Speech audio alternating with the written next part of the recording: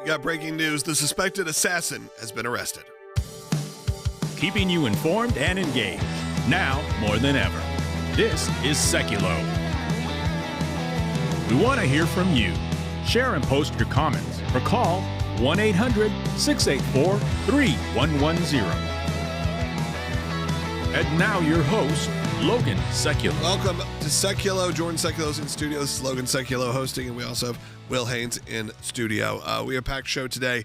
Of course, we wanted to start with an update on, still the horrific tragedy. And we've seen now J.D. Vance escorting Charlie Kirk and his casket and all the horrible imagery that came from that. But at least there's, you don't want to say there's good news because it's not good news, but at least there is an update in the right direction. And that is that the suspected assassin has been detained and arrested.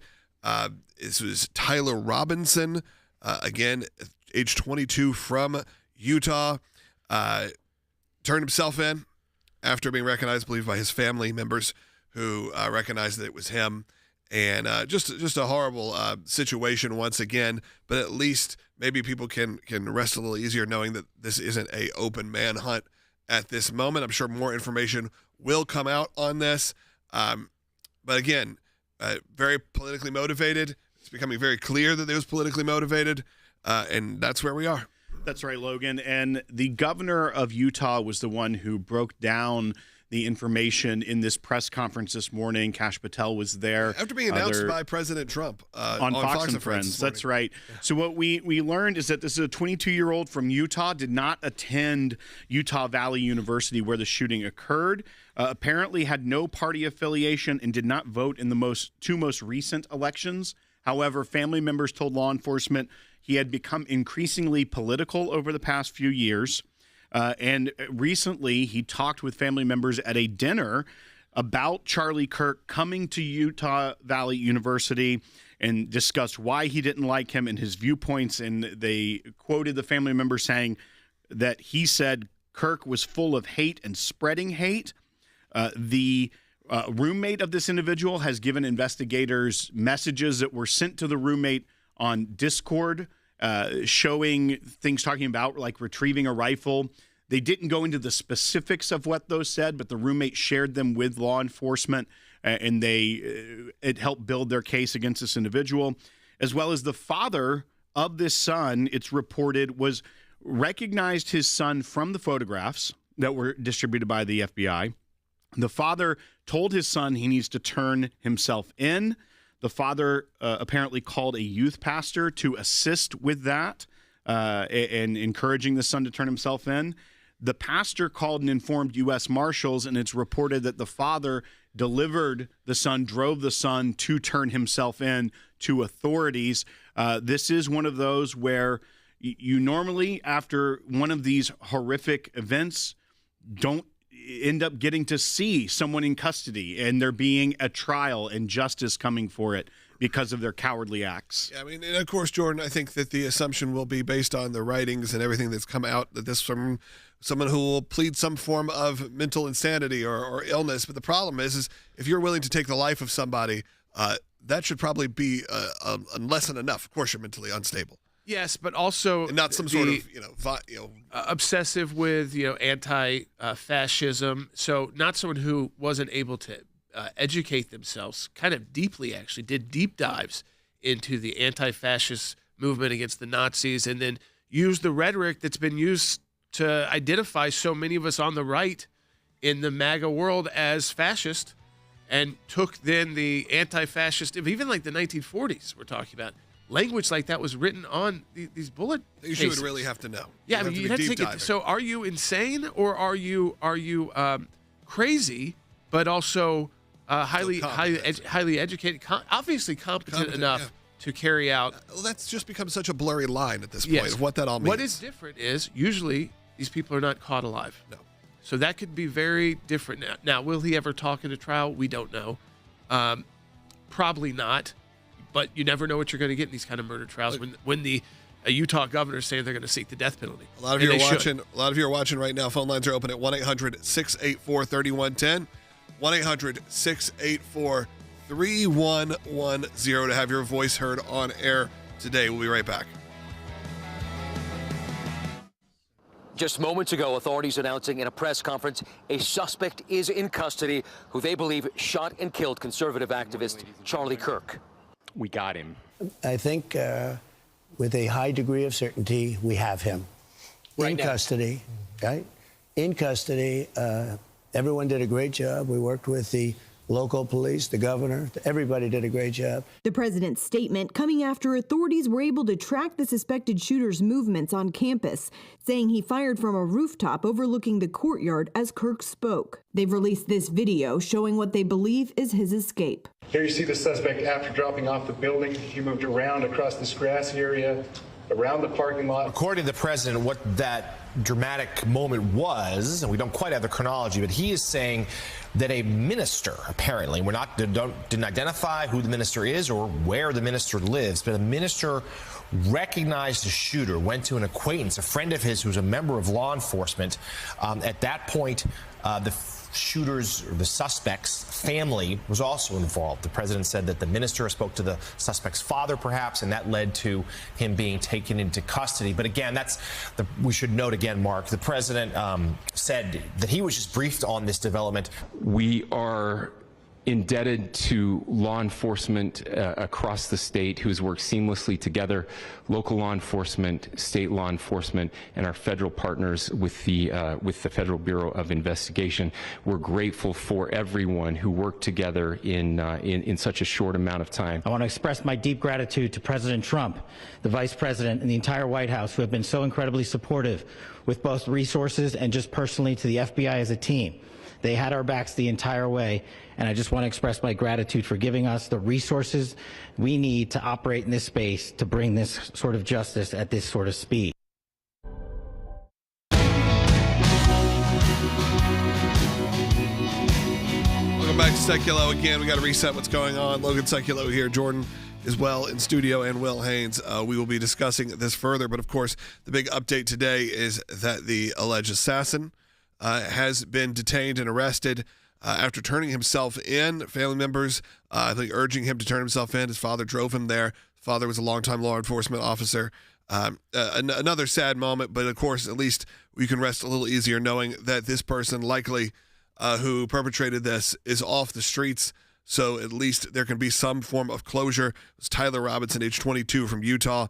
Again, had been speaking out against Charlie Kirk to his friends and family, maybe not to this level. We don't know, of course, what happened there. I don't think anyone really expects their family members are capable of doing something like this. But who knows? We'll find out more information as it goes on. As Jordan said, you rarely see one of these assassins captured and detained. And lately, days, previous decades and eras. In New York, the insurance company executive, he's alive and he will be facing trial. And then you had one of the Boston bombers, Joe Carson. Yes. But most of the time, now a lot of times we're talking about the school incidents that police get involved. Police get involved. It's an active fire situation. They neutralize the threat, and the threat is either neutralized or the person neutralizes themselves. And honestly, that's what I was expecting when they started fire. They started finding things in the woods that they were eventually going to find a body. What is unbelievable almost about this story is that the father convinced the son to drive in and turn himself in. Yeah, and of course that is the news. There that wasn't more morning. Loss of life. There wasn't some police raid. There wasn't. No. We didn't have to have more blood spilled. Yeah, this was from, again, President Trump announced this morning. Unprecedentedly. I mean, you don't really see that often. Up early to get the kids ready for school, and he's on Fox and Friends. On set. I thought this was going to be a call-in situation. Yeah. He's on set because he was there at the Yankees game last night. Yes. And he says, hey, we have him detained. And then shortly after that, all the details emerged. That's right.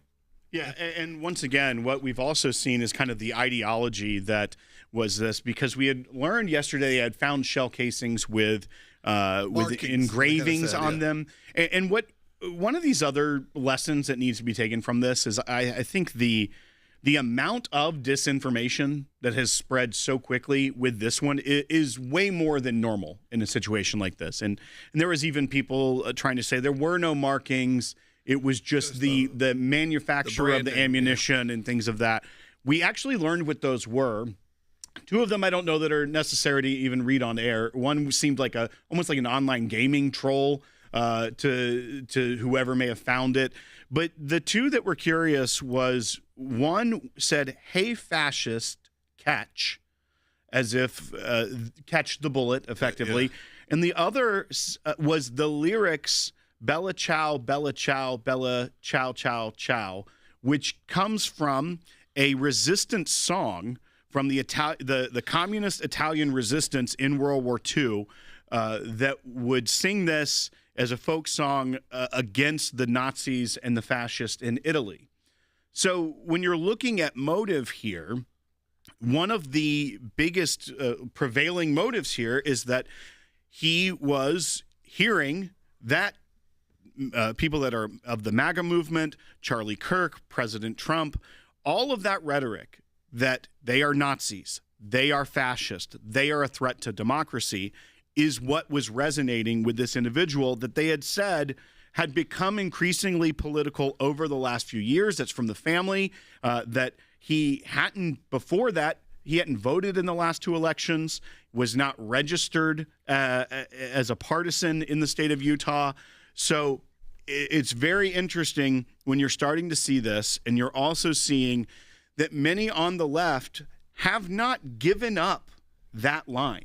They are still continuing to push that this is very fascist. Even in the recent weeks, that the Trump administration are fascist, they are Nazis, and we're hearing that over and over. That is what seems to be, at least from the little information we know, that was a motivating factor of this assassin. Yes. Well, we always know that rhetoric is a motivating factor. I mean, when you demonize an opponent politically to the point of name-calling them maybe one of the worst, most disgusting, evil leaders in modern history, like if you're Hitler, if you're going to compare someone to Hitler, you're basically giving people a green light. How many movies have been made where the positive part of the story are the people that are trying to kill Hitler, and they're never the bad guys. Yeah. And so if you try to sometimes fictionally, they succeed. Yeah, if you try to make your fellow Americans who have a different political view than you, and are part of one of the two major, not fringe political parties, but are part of one of the two major political parties, if you demonized to that point, does everyone take that action that this individual did? No. But does it open the door to individuals who are already on the line and say, you know what, I'm gonna save my country. I'm gonna, and this is gonna be some kind of patriotic act. That is how I'm sure they interpret it, and they are again they're using language that's very dangerous, very, very, very dangerous. You think they would have learned by now that is something that you shouldn't be doing, because this happens now. This happened over and over again. This is just the first time this has happened in a successful way, if you say, from the assassin's point of view. A lot of times these are thwarted or stopped or are, in the President Trump situation, just slightly off. These moments happen, though, where you do have to rethink it. But I look at everyone said this kind of the great purge for a lot of people's social media accounts, because you look at your social media and you see sort of where people stand, not necessarily where they all stand on. Some gross stuff. Saw some gross stuff. I saw gross stuff this morning. My friends I knew who were definitely on the more left side of politics. These were like lifelong friends. Yes, same. Who wrote things. I was like, you should have just been quiet. Yeah, no one's asking you for your opinion. I think that's one of the weirdest things about all this is everyone expects on social media that you have to make a statement. I, for a while, didn't even say anything because I said, I don't know if people are coming to me. At this point, we can all, this is an odd quote Brandon Lake said, you got to go to God before you go to the gram. And I felt like that was a good way of putting it, because that's where a lot of people immediately jump to making some sort of big, bold statement. And but a lot of them, I saw one today that was like, I'm still not going to be mad for someone. It's like, what if this was, his parents can't be that old. He was raised in a moderate household. This is not a guy who was, what if your son becomes, if you're a leftist right now and you're raising your children, what if your son becomes the Alex B. Keaton, becomes the radical Republican? Do you think then, there's some sort of justification? No, of course not. But that is not what's being taught now. It was being taught in the 80s, but certainly not what's being taught now. And what's also interesting, you talk about what has gone on social media. President Trump said this morning he has not seen the assassination video of Charlie Kirk because he did not want that to be the last image of Charlie Kirk that he has. And I think that is powerful. That's important. Obviously, he knew the details. That was one of the great tragedies, I think, of this entire thing is that normally the American people are shielded from seeing the worst of these tragedies. When it was the outdoor event that was successful by the assassin, you were at an event that is very social media friendly, something that people are constantly filming on their iPhones that have incredible 4K cameras with great chips and sensors, like something we've never seen before, and they're right up close. Then, unfortunately, this isn't the Zapruder film. One of the worst things you've ever seen. Exactly, there's a Zapruder film. It's not that. It was, which is still crystal horrifying, clear. by the way. That was shot on film.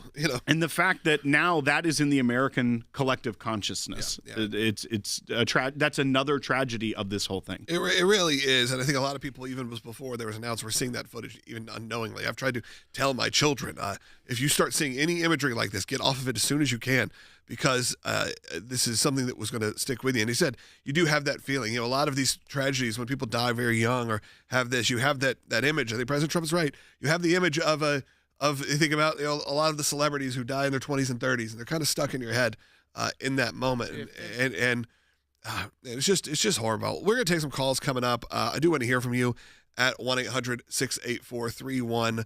Of course, we're going to continue this conversation. There is some updates, though, in the world of the ACLJ. We're going to get to that as well. I can't let these days all go by without telling you some of the great work that we're doing here, because though this is obviously on the top of everyone's mind, our legal team is still jumping in action right now.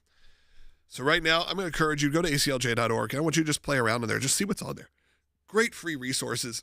If you're looking for things to share, obviously this show we do each and every day. There's a lot of great blogs, stories, petitions, great ways to get involved and to take action in a safe way, in a way that is an American way. And do that today. Go take a look at what we're doing there. Again, phone lines are open for you at 1-800-684-3110. That is at 1-800-684-3110. We are monitoring any other news that may be coming in, but as we said, I know a lot of you are just joining us right now. At least one moment right now we can at least say is that the shooter, the suspected shooter, has been detained, has been arrested, and at least we can have that sigh of relief for a moment to know this isn't an active manhunt on the streets right now. So still say a prayer, obviously, for everyone involved and everyone's families. And I know I've heard from a lot of you. I've tried to get back to as many of you as I can, personally and professionally, and know that we are all grieving this. We are all thinking about this. It's obviously what we're talking about the most. And we'll continue to broadcast here. We'll be back in just a minute.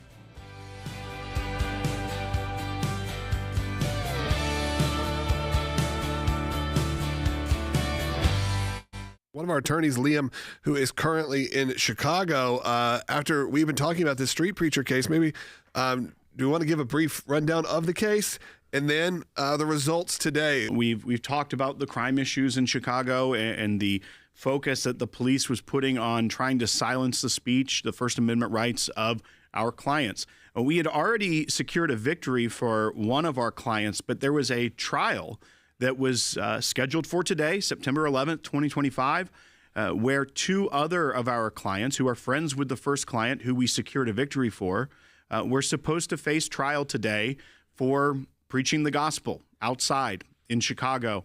And Liam, you are in Chicago with a team there today. You showed up to court with our clients prepared for trial, and give us a rundown of what happened today. Only 2 or 3 days after we secured the dismissal in that first case, two more street preachers were arrested. We've been waiting for this trial for 6 months. Chicago has asked for continuances and kept pushing back this trial. But today we finally told the judge that, we were ready for trial. This was their last chance. And the city of Chicago was not ready for trial. They were forced to let the judge dismiss the case over their objection. So this is essentially a big win, Liam. I think that people may hear that as a dismissal, but you also see it as them throwing in the towel, if you will. Well, let me tell you, when it comes to free speech issues like this, the process is the punishment. These are small misdemeanor crimes. Their goal is not to secure big prison time. It is to make you go to court. It is to make you lawyer up. It is to make you go to multiple hearings. And that's exactly why the ACLJ was so happy and ready to stand in the breach for these guys.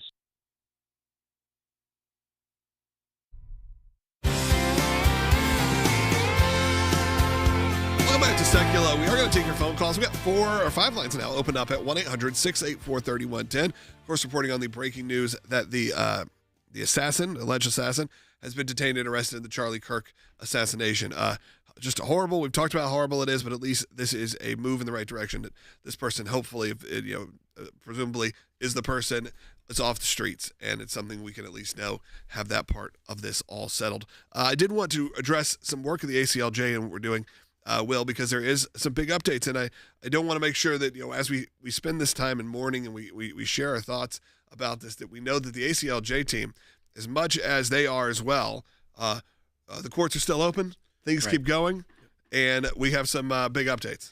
That's right. Yesterday we mentioned that right before air we got a victory for those street preachers in Chicago that we were defending in a criminal case that was supposed to be going to trial yesterday. But then later last night we were alerted by our legal team that there was a victory out of the First Circuit Court of Appeals. Now, this is obviously an ongoing thing. This isn't the end of it, but this is a major first step victory in the Planned Parenthood defunding fight.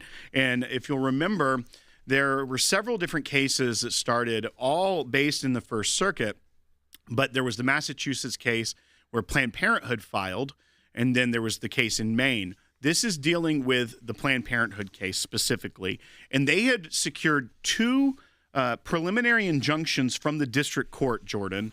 One, excuse me, one was for the... Yeah, I'll take it. One is for the nationwide issue of all of the Planned Parenthood affiliates. So any Planned Parenthood affiliate in the country. So they sought one of those kind of nationwide injunctions, but they put in a second injunction request just for Massachusetts. And so they were kind of saying, let's play both of our cards.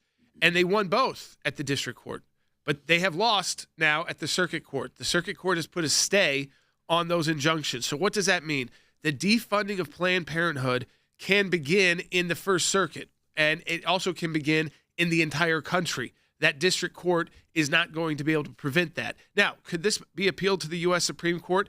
Absolutely, and it might be being appealed as we speak. But what this means is that the attempt to stop the big beautiful bill's defunding of Planned Parenthood and abortion providers through Medicaid for a year now goes into effect, not just in Massachusetts, but in the entire country. It also, in this order from the court, I think this is just something I just wanted to read, is the separate motions by the state of Louisiana and the American Center for Law and Justice for leave to file an amicus brief are also granted, and the briefs are accepted for filing as of this date. So right there, it shows you that as an organization, who is at the front and center, making sure this defunding of Planned Parenthood that we have talked about really since the beginning of talking about fighting against the abortion industry, is that we've got to stop the federal money that goes to them, the $500 million a year. You read the ACLJ is front and center in this just 2-page order, fighting these battles wherever they need to be fought because of your support. Yeah, we need to understand and not just brush aside when these victories happen, because it's easy to. It's easy to go on with your day. I mean, I think we've always talked about, okay, once the victory comes in, we move on to the next one, to the next case. But it's also important to make sure that our team is celebrated, that they know that their work has gone noticed, that people like you understand the victories that are had here before we move on to the next thing we have to do, because, look, there always is that next one. That next one is probably already in place right now, where there are dozens of cases going on always at one time. So make sure we do spare those little moments here to just say congratulations that these are some successful days. That's right. And I think we also should remind people that the way it was put and the way we got it through in the big, beautiful bill, it only being that 1 year for now, it's one of those things that you can, once you get it forward, hopefully you can continue on in perpetuity. But it was a big lift to get it there. Right now, if these preliminary injunctions had stayed in place, Planned Parenthood would continue to get their money. As of right now, we know that it's still a fight, and we will continue that battle. But as of right now, by staying those preliminary injunctions, they will not be receiving federal dollars. That's right. And so that is to the tune of about $500 million a year. $500 million a year. I just want you to understand the significance here. And they tried to play it both ways here and say, we just want it in Massachusetts, but we also want it nationwide because it affects everyone. They got the yes from the district court, but they got no from the circuit court. Will they appeal to the Supreme Court? Likely. But I just want you to understand what Will just said is, as of right now, that money can stop. And it can stop in the entire country, all 50 states.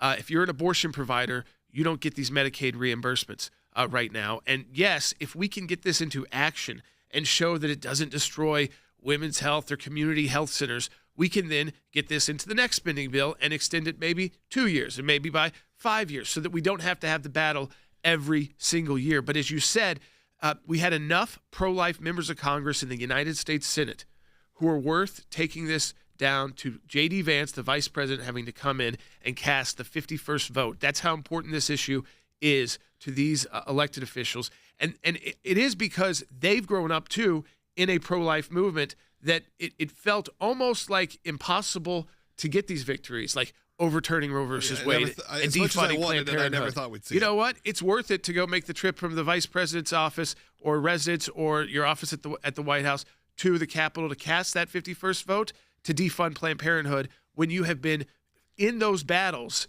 your entire political life. Yeah, and that's the work of the ACLJ in action. We're always at it. I want you to go to aclj.org, spend some time there. Hey, as we head into the second half hour of the broadcast, I want to play you a clip from a brand new song that came out today from our friend Matt Hammett. Matt sent me this song a few weeks ago, actually, and then it was supposed to come out today, and I don't think there could be a more timely moment for this. So I want you to kind of take this song in. There's just going to be a clip of it. Share it with your friends. Go look it up. It's called Days God Gave. Of course, it's speaking to really a lot of us right now. And I think in this moment, when we are filled with a lot of heaviness that's going on in this world, it's an important one. So I wouldn't share this with you on this kind of day if I didn't think so. And of course, I'll tell you right, we're back, how you're going to get it, and to stay tuned in the next half hour. So let's take a listen to our friend Matt Hammett's song, Days God Gave. Hold on to these moments, they're flying by so fast. Take the time with the ones you love, like a chance you can't get back. Make a million memories, so when you're old and gray, all the faces in those photographs smile back at you and say, you didn't let the days God gave you get away. Hold on to the ones who love you. Don't let the bad times own you. Step down the fears you gotta face. Take time to stop and listen for what you might be missing. Let go of the things you just can't change. Hold on to these moments, they're flying by so fast. Take the time with the ones you love, like a chance you can't get back. Make a million memories, so when you're old and gray, all the faces in those photographs smile back at you and say, you didn't let the days God gave you get away. Take time to stop and listen for what you might be missing. Let go of things you just can't change. And that, again, was our friend Matt Hammett, who's been a friend of ours for over 20 years, and he sent me this song a few weeks ago. And then, of course, we've been talking today about how important it is to remember that. We never know. You never know what tomorrow may hold. And I'm going to encourage you. That song is available now on all your streaming services. Look up Matt, song Days God Gave. Look, we have a second half hour coming up. I want you to join us. That's at aclj.org or on YouTube. We'll be right back in less than a minute. Welcome to the all-new ACLJ app. Expert analysis and insight big tech can't censor. Customize your news and get real-time alerts on the issues you care about. Advocacy is now at your fingertips. Take action, make a difference. Support the causes you care about with just one tap. Be the first to know. Breaking news alerts sent straight to your inbox. Everything you need, all in one place. Stay informed, stay empowered. Download today. We are so excited to announce the ACLJ's brand new app, completely redesigned to provide you with the best tools available to partner with us at the ACLJ. You can watch the daily Sekulow program, Sign the petitions, customize your ACLJ membership experience, donate with the click of a button, and receive up-to-the-minute critical updates that the mainstream media can't censor. Just scan the QR code on your screen or go to your phone's app store, search ACLJ, and click install. It's that simple. Keeping you informed and engaged, now more than ever. This is Sekulow. And now your host, Logan Sekulow. Welcome back to Sekulow. Jordan Sekulow and Will Haynes in studio with me. Of course, we are taking calls and comments at 1-800-684-3110 and reporting on the news that the alleged assailant of Charlie Kirk has been arrested, detained, and now at least we can hopefully put that piece of this sort of manhunt puzzle, make it complete and move on. That's Tyler Robinson. I don't want to keep saying all this information about him, but I think you probably would want to know. Age 22 from Utah, someone who had been speaking previously negatively about Charlie to his friends and family. Of course, I don't know if it had gotten to this level, they thought. So much so that his father, who was a decades-long law enforcement officer, is the one who drove him in to turn himself in.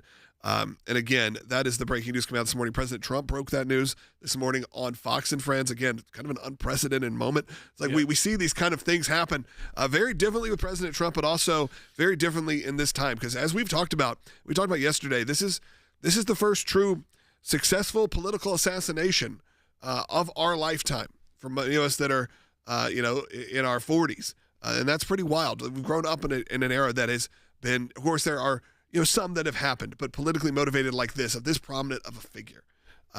And we've seen the ripple effects of that nationwide and probably worldwide. Yeah, and unfortunately, I was having a conversation. We don't want this to be the norm in America because, unfortunately, in many countries, this kind of violence, and in countries that do have democratic, republic systems of government, pretty common that politicians get killed. And then political actors get assassinated. Yeah. Killed is the wrong word. I mean, they are killed, but assassinated when they are speaking at large groups. And so that to even get in that process. But in most of those places, it's because they are willing to take on organized crime. They're willing to take on cartels. It's not because of their views on someone on social views. Abortion or their views on defining if you're a man or a woman. That's not why that kind of violence is happening in those countries. So I think, when you can't have a political, even heated political debate in our country without the fear of violence, you've got to correct that very quickly, very, very quickly. Because, one, people will always have opinions. You don't want a numb population that has no opinion, that doesn't hold the government account. There's always two sides to an issue or more. And as he was 31 years old, you're working these things out with young people as they are becoming adults, trying to figure out how do we live in their new world. Look, that's what I was We've always all saying. Gone through it. We all go through these experiences.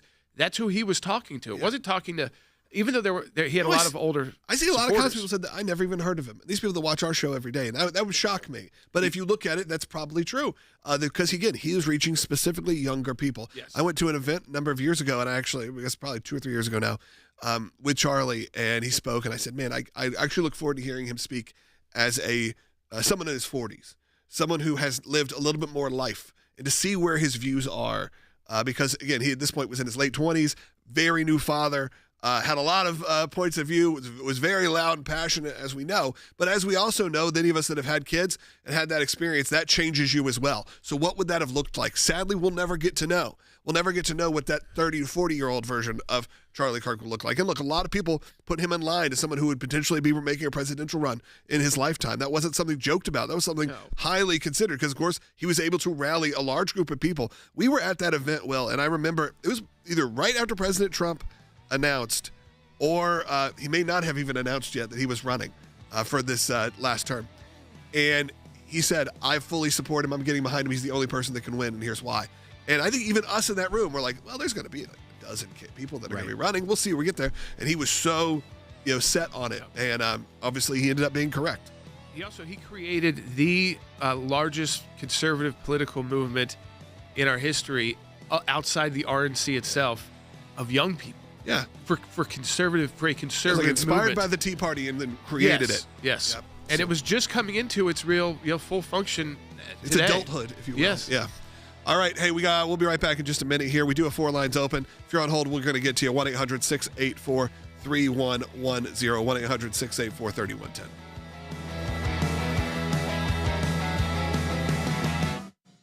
Just moments ago, authorities announcing in a press conference a suspect is in custody who they believe shot and killed conservative activist Charlie Kirk. We got him. I think with a high degree of certainty, we have him in custody, right? In custody. Everyone did a great job. We worked with the local police, the governor, everybody did a great job. The president's statement coming after authorities were able to track the suspected shooter's movements on campus, saying he fired from a rooftop overlooking the courtyard as Kirk spoke. They've released this video showing what they believe is his escape. Here you see the suspect after dropping off the building. He moved around across this grassy area, around the parking lot. According to the president, what that dramatic moment was, and we don't quite have the chronology, but he is saying that a minister, apparently, didn't identify who the minister is or where the minister lives, but a minister recognized the shooter, went to an acquaintance, a friend of his who's a member of law enforcement. At that point, the shooter's or the suspect's family was also involved. The president said that the minister spoke to the suspect's father, perhaps, and that led to him being taken into custody. But again, we should note again, Mark, the president said that he was just briefed on this development. We are indebted to law enforcement across the state who's worked seamlessly together, local law enforcement, state law enforcement, and our federal partners with the Federal Bureau of Investigation. We're grateful for everyone who worked together in such a short amount of time. I want to express my deep gratitude to President Trump, the Vice President, and the entire White House who have been so incredibly supportive with both resources and just personally to the FBI as a team. They had our backs the entire way, and I just want to express my gratitude for giving us the resources we need to operate in this space to bring this sort of justice at this sort of speed.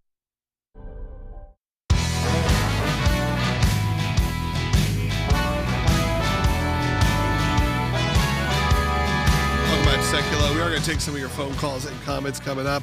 Will, where do you want to go from here? Yeah, there was one thing I wanted to talk with Jordan about before we even get to these phone calls, but 1-800-684-3110 if you want to be on the air. We teased phone calls. That's on me this time, Pat. It's not on Logan, even though Pat did say he really likes your beard the other day. I know, it was well groomed. So it was very nice.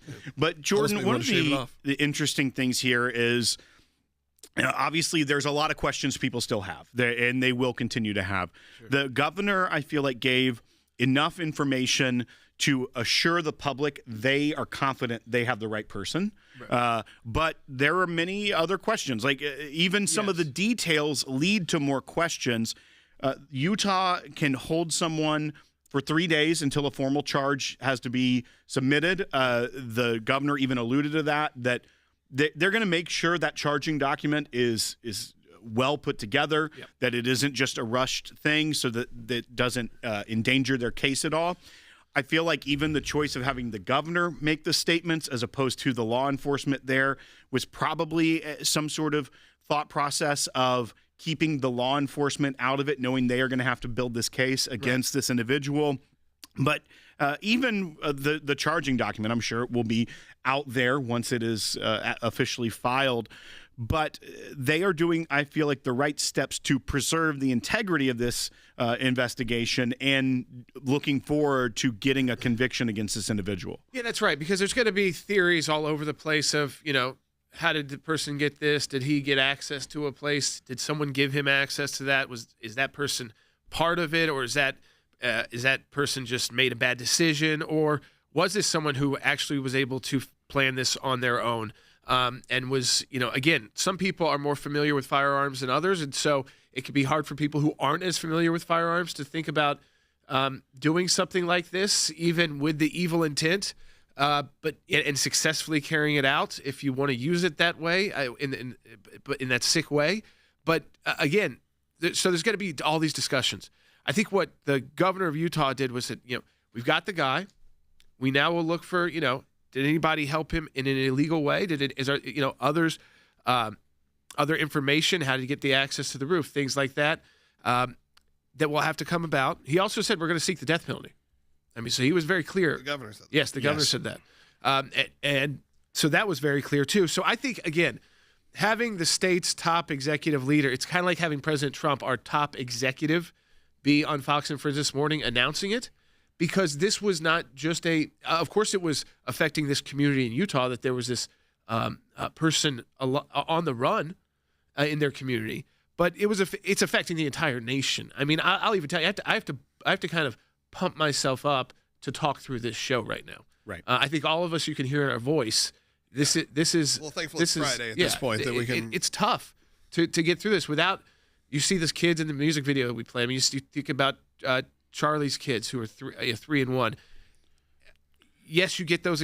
It's you can't even comprehend it. You can't explain it into words. And you look to his faith. We know he was a person of strong faith. Even was starting to talk about that a lot more. There was a faith aspect of Turning Point that was launched, and again, I just think for Utah, I think the governor's done a great job so far, and the fact that this isn't going into the weekend with someone on the loose is also allows people to remember Charlie instead of we've got a gunman on the loose. Yes. One other angle to this as well is obviously it appears, at least at this stage of it, that this will be the state's investigation and case, that this will be handled within Utah's court system. It does look like that. That is the what FBI was obviously involved. Kash Patel was there. He did not speak. In a lot of these, he was letting the state kind of take the lead. Oftentimes, there could be federal charges that would apply, but with a state that's got the death penalty, you weigh whether or not that's necessary or not. So we can see how all of that is, like you said, they've got 3 days. Right. I'm not even sure. I have to look under their system. The weekend might not count. So the 3 days might only be like today, and it might not. The second day might not be till Monday. Right. So we have to look at that. So I think you'll see charging documents sometime early next week.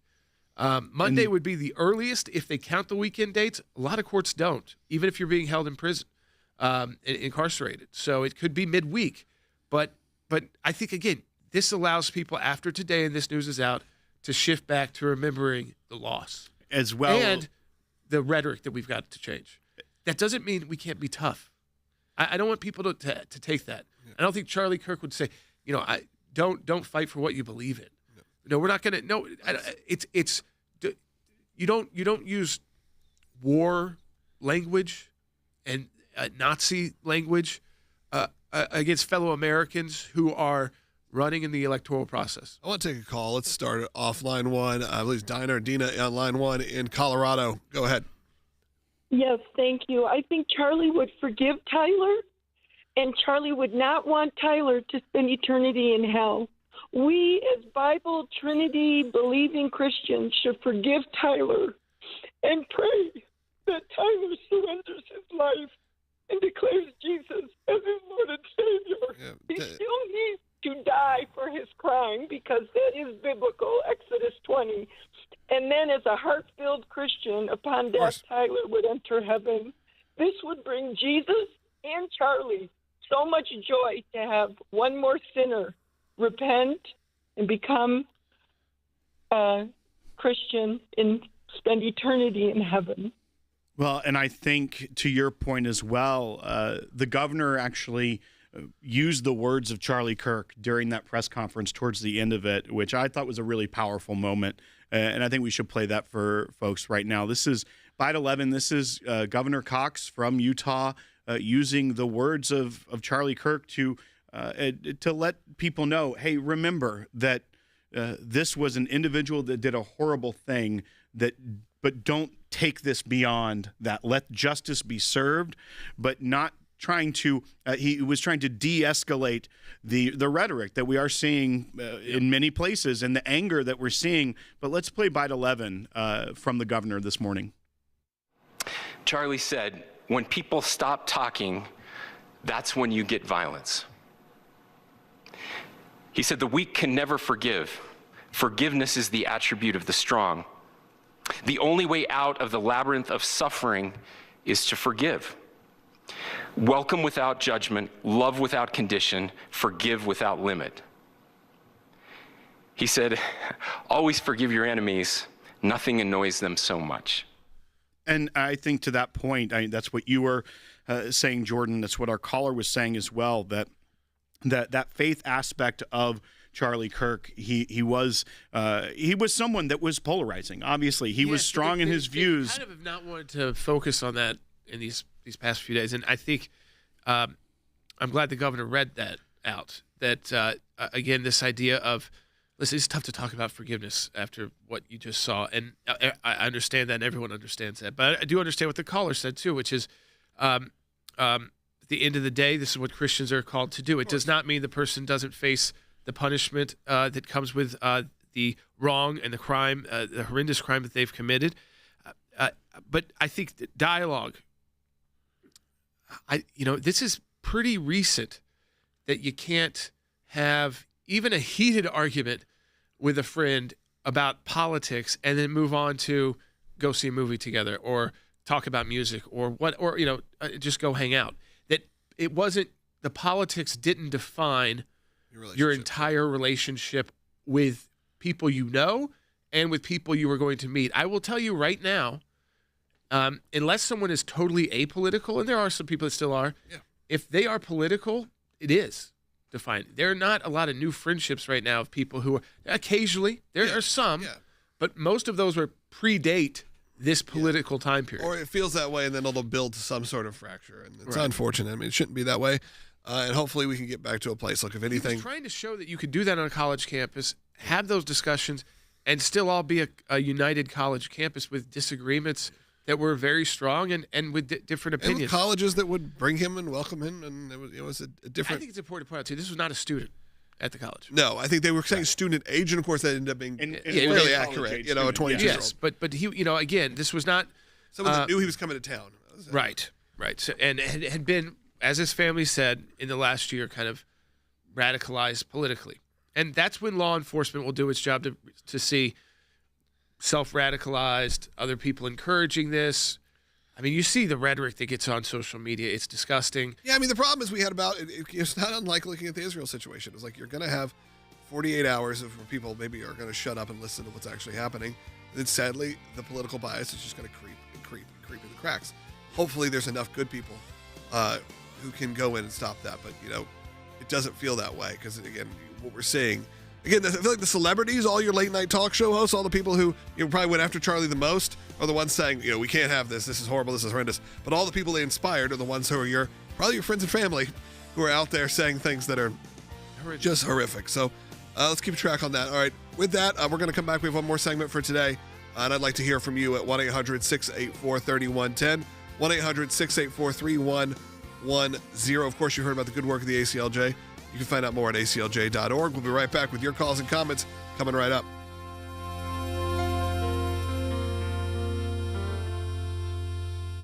This tariff situation, the Supreme Court, obviously the ACLJ always involved the Supreme Court of the United States, trying to figure out the best way we're going to get involved potentially in this one. Want to give everyone a bit of a roundup of what's happening. So there was parties that went forward before different courts, whether the Court of Trade, also in some federal district courts, arguing that the president's tariffs should be overturned by the court. That's kind of the crux of the case. One court had put forward overturning them, but also put a stay on their own opinion, realizing that that could cause havoc and knowing that there would be an appeal. The Supreme Court has now fast-tracked this. Yesterday in an orders list, they released that it has been the cert petition has been granted before the court. The motion to expedite and the petition for the writ has been granted as well. They consolidated a couple of different cases here, as well as putting the oral argument for this in November, or the first week of November 2025. So the Supreme Court will hear this in their next term. They go back in October, so very early in that term. I assume that while a lot of times opinions don't come out till the end, next June, that something like this could be expedited as well because of the nature of this, not holding on to it to the end of the Supreme Court term. But there's also the date for amicus briefs, which I know our attorneys had been following this, are looking at the potential of filing in this, but those are due September 23rd of this year. So just a few weeks away, 13 days away. Amicus briefs are due. So if you're paying attention to this and interested in it, the ACLJ attorneys are also looking at this and potentially filing a brief as early as September 23rd.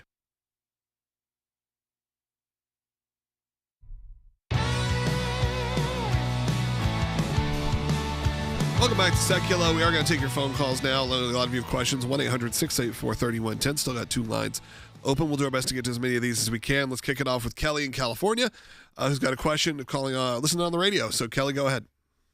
Okay, great. I was just curious, under what circumstances would a case like this be moved to the DOJ versus staying? Yeah, so federal court, so like a superseding. If it involved multiple states, it involved federal officials. That isn't the case here.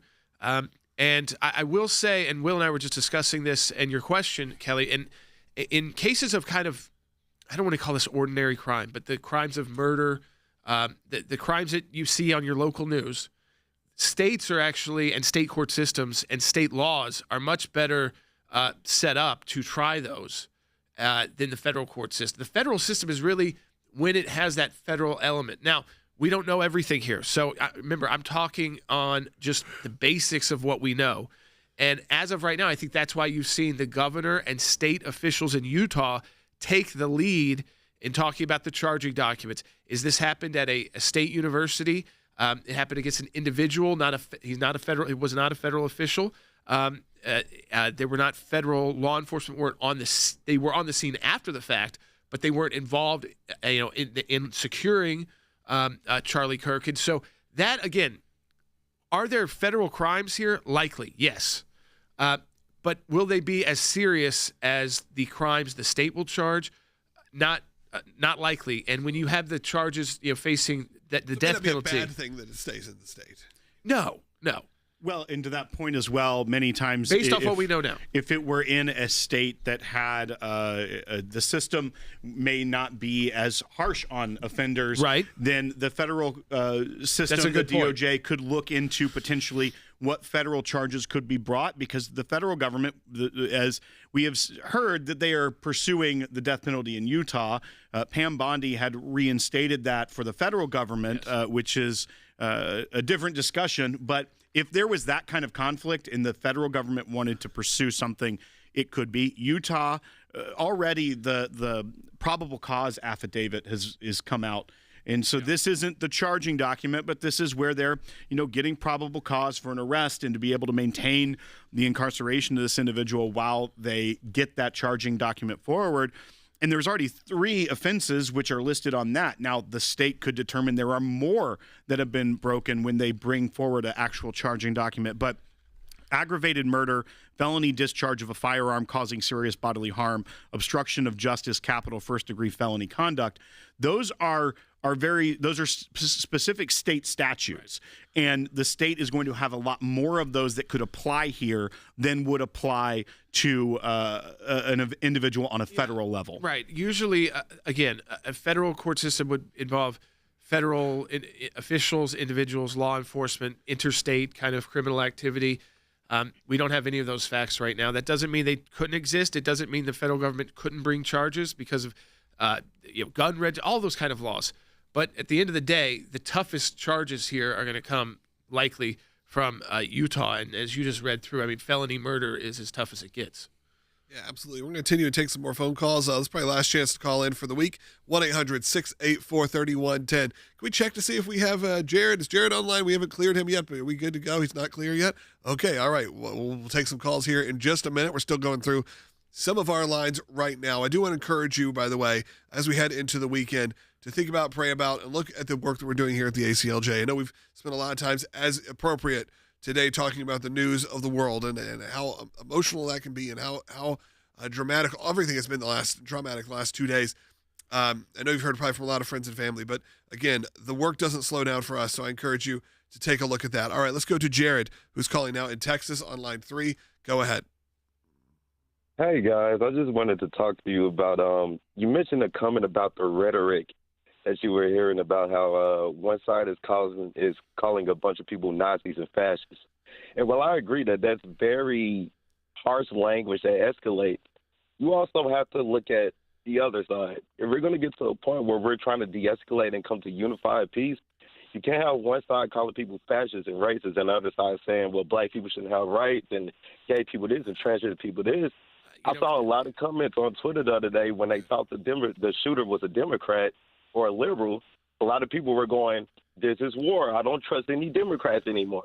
Meanwhile, you have a whole bunch of liberal Democratic politicians saying, yeah, I'm going to jump in here real quick because he was politically motivated from the left. So that's not inaccurate to say. Voter. He might not be a traditional Democrat because he seems like someone who wasn't a voter, but definitely a politically motivated assassination from the left. And the rhetoric that you just threw out there, I've not heard Charlie Kirk use about racial rhetoric and things like this. I think, again, you could talk about improvements in the community. He talked about having, the importance of a father and a mother, and how in the African American community and too much in our urban communities, that's not the case, and it leads to you can do the statistics on it. That's not racist. That's just having discussions about someone shouldn't have rights. The things that I think a lot of people saw previously, and I would maybe put myself in that a lot of times, were clips. And clips that were maybe out of context or in context, but were not fully explaining what he was trying to say or what he was doing. And look, he said some things that were going to rile people up. When you talk all the time about controversial issues, it's easy to clip out misstatements or things that don't sound quite great, standing alone. Yeah, out of the 90 minutes. But look, I mean, do I think that we need to calm down rhetoric in general? I think that would be a good place to go. Do I think that that's going to happen anytime soon? Sadly, I don't, because I don't feel like when there are moments of unification that seems to change. To that caller's point, the New York Times had to issue a correction because in their story they said Charlie Kirk has used anti-Semitic rhetoric. And then their correction was, we regret that this error happened. We saw a clip. He was reading an anti-Semitic quote that he was condemning. Of any of the people, I will say, look, you can defend or not defend the man for whatever. The guy was about as pro-Israel as anyone in the conservative movement. In fact, I saw a clip that, again, we're trying to take out of context, saying that just a few days ago he was saying you need to question the media's narrative on Israel. But what was clear what he was saying was, because the media is presenting a version, because you questioned it on all these other things, and actually was calling out people on the right who were now just taking the point of view of CNN or MSNBC, saying you need to do that. So there was probably no one. I think Benjamin Netanyahu's come out and said that. A lot of people saying there was no one stronger on their support of Israel than Charlie Kirk in that movement. So I think that's a ridiculous statement. Look, we only got a minute left. It's been a heavy week. I think we all can say this. I hope you all can have a weekend to, obviously, as Jordan said, we're going to remember the legacy here and have a little bit of closure, knowing that this gunman, this assassin, has been caught and captured and detained, and we can at least know that this is not going to be that moment as we move towards what will surely be a momentous week of tributes and funeral services and everything that will probably be going on. I do want to encourage you to try to spend time with your family this weekend. I played you that song. Go listen to that song. Send that to your friends. Matt Hammett's new song. Again, we have no skin in that game other than the fact that I believe it's a beautiful song and it couldn't have come out at a more appropriate time. That song called Days God Gave. Support the work of the ACLJ if you can. That's at ACLJ.org. Of course, we haven't spent a lot of time talking about the work of the ACLJ. You've heard about a segment a day the last few days, which is unusual, but obviously in the circumstances, it is what it is. Look at the incredible work we're doing. Look at the incredible team that we have put in place. None of that happens without you. So I encourage you to go to ACLJ.org as we try to return to our regular programming next week. It's going to be still tough. We're still going to be covering the news of this. But again, we hope you have a great weekend. Pray for your friends, pray for your family, pray for Charlie's family, and we'll talk to you next week.